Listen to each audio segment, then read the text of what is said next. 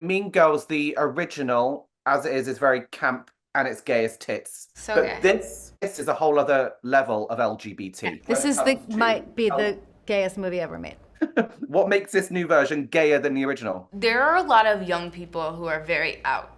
And I think that in pop culture, like, and obviously I'm gonna be biased, but like, I think that like gay people are like just generally cooler and better. No offense, I love you. No, it's true. I think that's more celebrated now. I would hope in certain spaces, absolutely, and on certain levels, absolutely.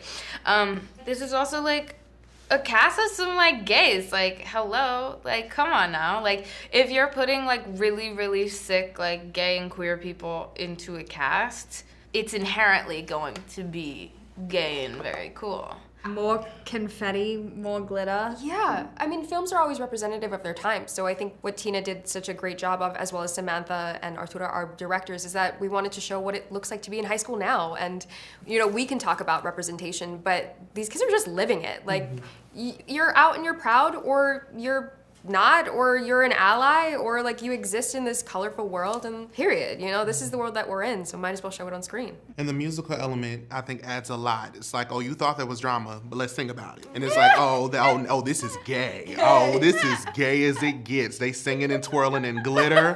Oh, this is a gay picture. Right. Also, there's a whole sequence in there where like it looks like a rainbow threw up in the hallway. Like there's grass, there's like fake grass, there's like big flowers, that all the lockers are painted rainbow. We were going for Lisa Frank. It was so Lisa Frank. Yeah.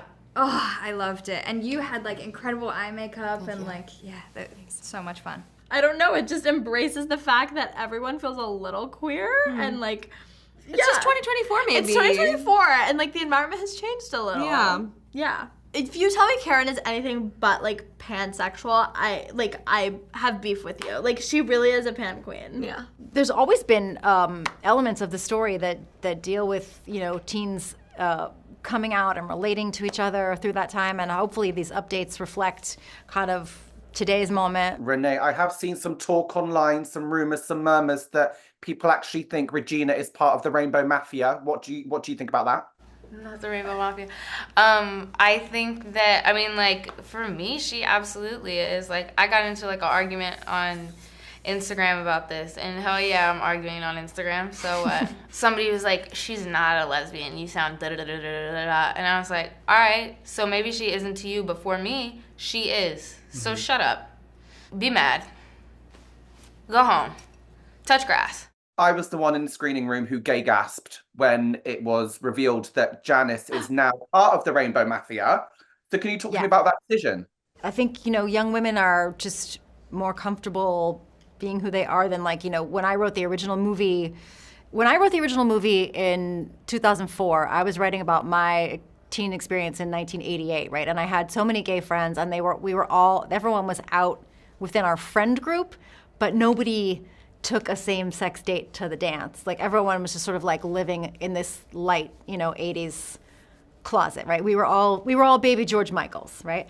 So, and so thankfully, most places, young people don't have to live like that anymore. And so the movie should reflect that. And it doesn't mean that people don't end up having their feelings hurt and having conflict about this when they're figuring themselves out, you know.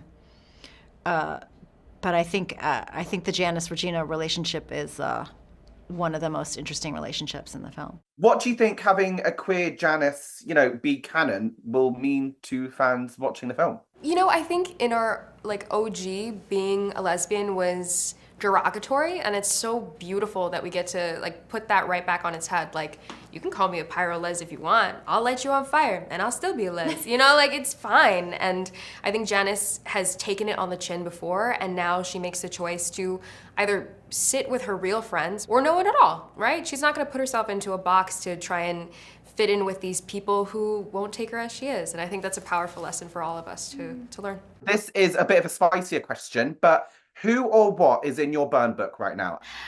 When I was in kindergarten, this boy cut in front of my friend at the time, Sarah, in line to go wash her hands, right? My immediate reaction, I punched him.